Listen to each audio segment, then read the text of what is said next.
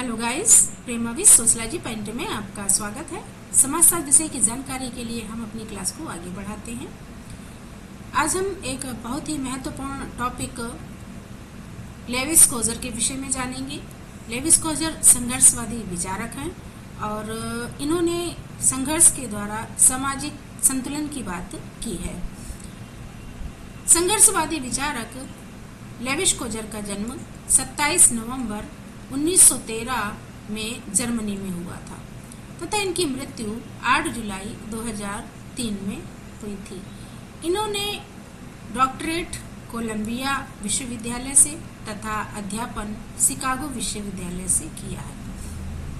Coser ने संरचनात्मक प्रकारवाद एवं संघर्षवादी सिद्धांतों को एक साथ उजागर करने का प्रयास किया है। कोजर एक ऐसे समाजशास्त्री थे जिन्होंने बताया कि समाज में संघर्ष की स्थिति बनी रहती है और इस संघर्ष के द्वारा ही समाज में संरचना निर्मित होती है, यानी समाज में संरचनात्मक प्रकार होते हैं और समाज को एक संरचना बनाते हैं, सामाजिक संरचना बनाते हैं।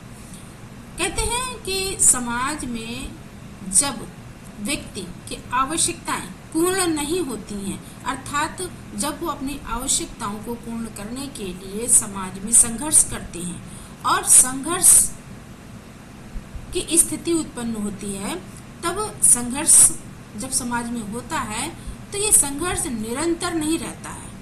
एक स्थिति आती है जब संघर्ष समाप्त हो जाता है और समाज में संतुलन की स्थिति आती है। तो इसी कारण इन्हें संरचनात्मक प्रकारवादी और संघर्षवादी दोनों सिद्धांतों को एक साथ समाज में उजागर करने का प्रयास किया है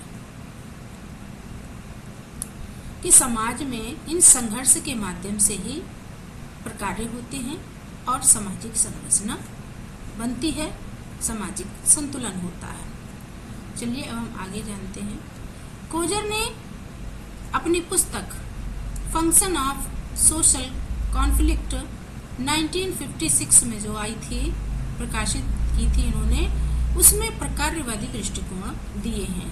इसलिए जोनाथन टर्नर ने कोजर के सिद्धांत को संघर्ष परक प्रकारवाद कहा है। जोनाथन टर्नर ने इनके सिद्धांतों को संघर्ष परक प्रकारवाद इसीलिए कहा है कि ये सबसे पहले समाजशास्त्री थे जिनके द्वारा ये कहा गया कि समाज में संघर्ष तो होता है लेकिन निरंतर नहीं होता है। एक स्थिति आती है जब संघर्ष समाप्त होता है और समाज में संतुलन की स्थिति आती है, जिससे सामाजिक प्रकार निर्मित होते हैं और सामाजिक व्यवस्था बनती है। कोजर के अनुसार संघर्ष सामाजिक व्यवस्था के एकीकरण और अनुकूलन को बनाए रखने के लिए है। कोजर इस बात से सहमत नहीं है कि संघर्ष का परिणाम अनिवार्य रूप से हिंसात्मक ही हो। कोजर कहते हैं कि समाज में संघर्ष होता है, लेकिन संघर्ष जो होता है उस संघर्ष का परिणाम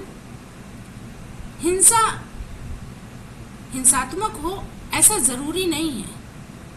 संघर्ष के द्वारा स्थितियां परिवर्तित होती हैं और एक स्थिति आती है जब संघर्ष समाप्त होता है और उसी संघर्ष के द्वारा जब लोगों के विचारों में परिवर्तन आते हैं, तब वो क्या करते हैं, एकीकरण करते हैं और समाज में अनुकूलन आता है, जिससे सामाजिक व्यवस्था बनती है।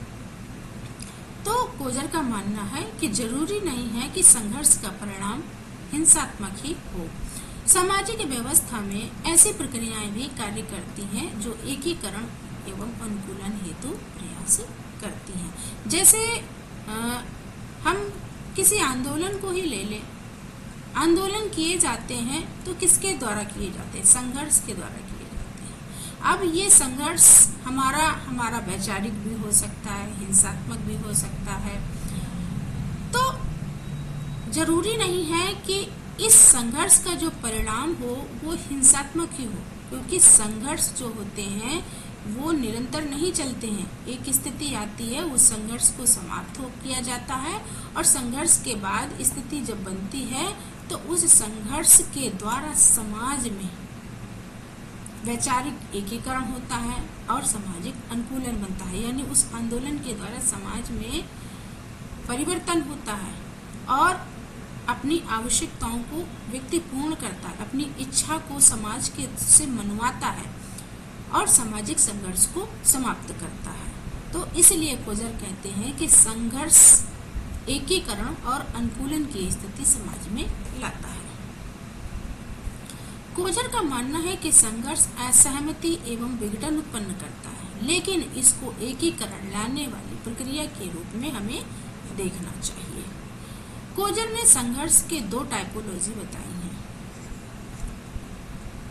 संघर्ष के दो टाइपोलॉजी बताई हैं। एक उन्होंने बताया है वास्तविक संघर्ष, यथार्थवादी संघर्ष। इस प्रकार के संघर्ष निश्चित लक्ष्यों को प्राप्त करने के लिए, अपनी इच्छाओं को मनवाने के लिए होता है, जैसे कि श्रमिकों का आंदोलन। हम किसी फैक्ट्री में देखते हैं कि श्रमिकों ने हड़ताल कर दी अपनी मांगों को पूर्ण करने के लिए और उनके समक्ष अपनी मांगों को, यानी किसके समक्ष, उद्योगपति के सामने, जो उस उद्योग को चला रहा है या उस उद्योग का मालिक है, उसके सामने अपनी मांगों को रखते हैं और अपनी मांगों को मनवाने के लिए आंदोलन करते हैं। और ये आंदोलन तब तक चलता रहता है जब तक उनकी मांगें पूर्ण नहीं हो जाती हैं।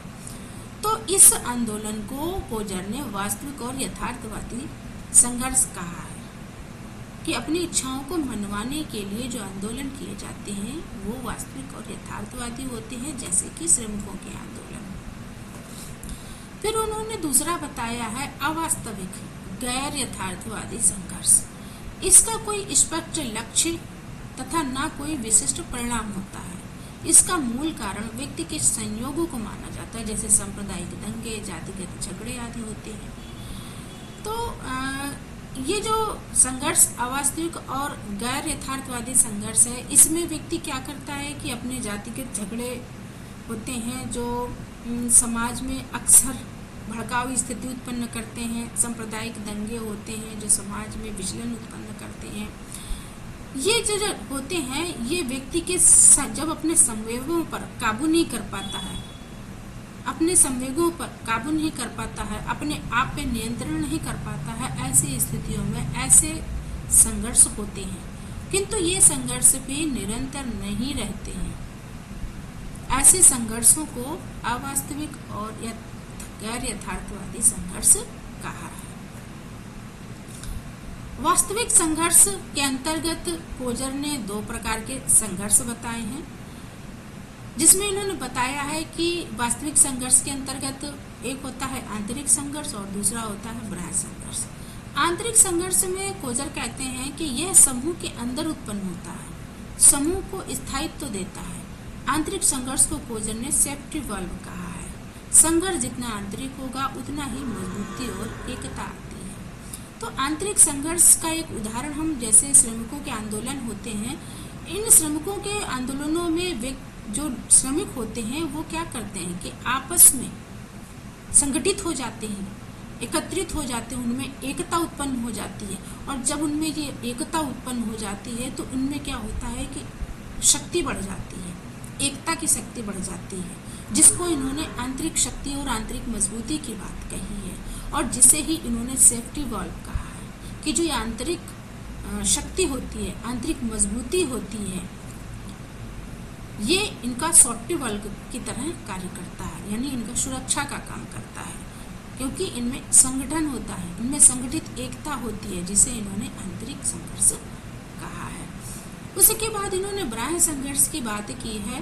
बाह्य संघर्ष समूह के बाहर होता है, बाहरी संघर्ष समूह को एकजुट करता है। यानी जो बाह्य संघर्ष होते हैं वो संघर्ष भी एकजुटता लाने का कार्य करते हैं, क्योंकि जो बाहरी संघर्ष होते हैं वो संघर्ष हम साक्षी रूप से देखते हैं, जैसे युद्ध आदि होते हैं। तो युद्ध का परिणाम क्या होता है? लगातार तो नहीं चलता है, लेकिन संघर्ष होता है, हिंसात्मक भी होता है, लेकिन आखिर में स्थिति उत्पन्न होती है संघर्ष के बाद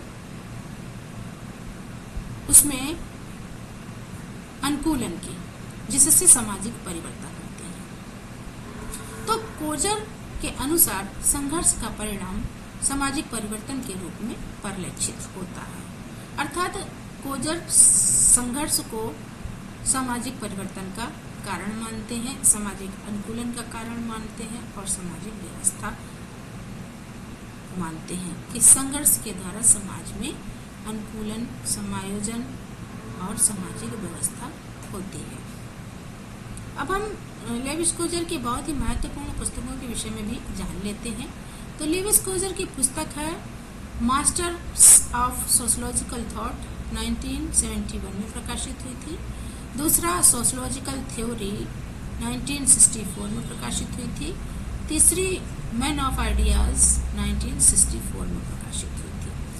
तो आज हम लोगों ने संघर्षवादी विचारक लेविस कोजर के विषय में जाना। वीडियो यदि अच्छी लगी हो तो चैनल को सब्सक्राइब अवश्य कर दें, जिससे मेरा मोटिवेशन बढ़ेगा और मुझे आगे के वीडियोस बनाने की प्रेरणा मिलेगी। Thanks for watching.